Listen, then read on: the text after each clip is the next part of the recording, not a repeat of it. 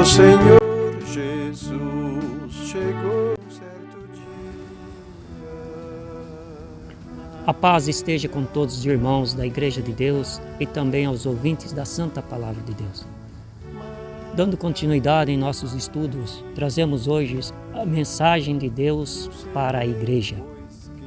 O verso áureo está em 1 Tessalonicenses, capítulo 2, verso 14, onde diz: Porque vós, irmãos, haveis sido feitos imitadores das igrejas de Deus, que na Judéia estão em Jesus Cristo, porquanto também padeceste de vossos próprios concidadãos, o mesmo que os judeus lhe fizeram a eles.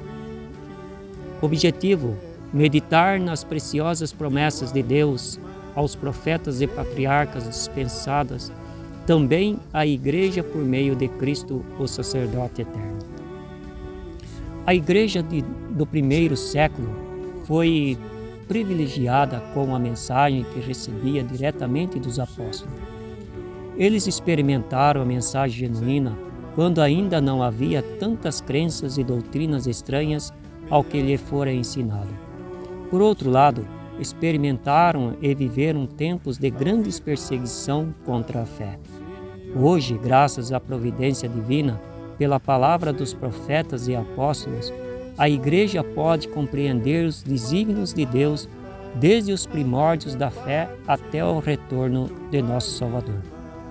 Como muitos bem enfatiza o texto áureo, os apóstolos se tornaram imitadores de Jesus Cristo e recomendaram à Igreja que também os imitasse. 1 Tessalonicenses 1,6. Paulo era apóstolo dos gentios e por essa razão foi quem mais falou sobre as alianças de Deus com os patriarcas Abraão, Isaque e Jacó. Ele cita o vínculo entre ambos os povos. De um lado, a igreja judia, formada pelos primeiros convertidos ao Evangelho, primícias, como eram chamados os 144.000 convertidos dentre as 12 tribos de Israel. Depois, os gentios, precedentes das nações. Os gentios são os co-herdeiros e de um mesmo corpo e participantes da promessa em Cristo pelo Evangelho. Efésios 3, verso 6. É natural e lógico que os gentios fossem ligados à oliveira e não ao contrário. E o que isso significa? Que a raiz da verdadeira oliveira está na descendência de Abraão, isto é, Cristo. Pois ele é também a pedra central do alicerce sobre o qual a igreja se assenta. Nosso propósito nessa lição é mostrar que o povo de Deus vem galgando obstáculos através dos séculos desde os princípios do mundo e agora, no fim dos tempos, a igreja ainda continua a se identificar com a fé do patriarca Abraão.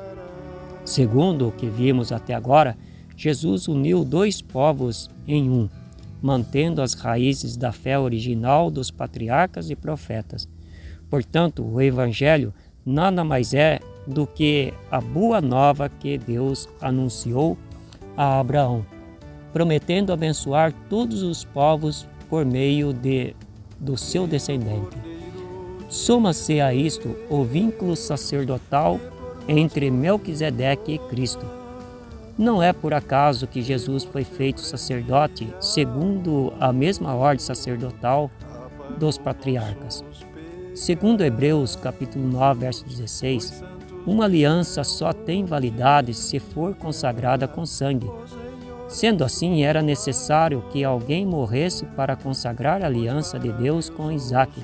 Gênesis capítulo 17, verso 21, Efésios 2, 20 e Gálatas 3, verso 8, 14 a 16.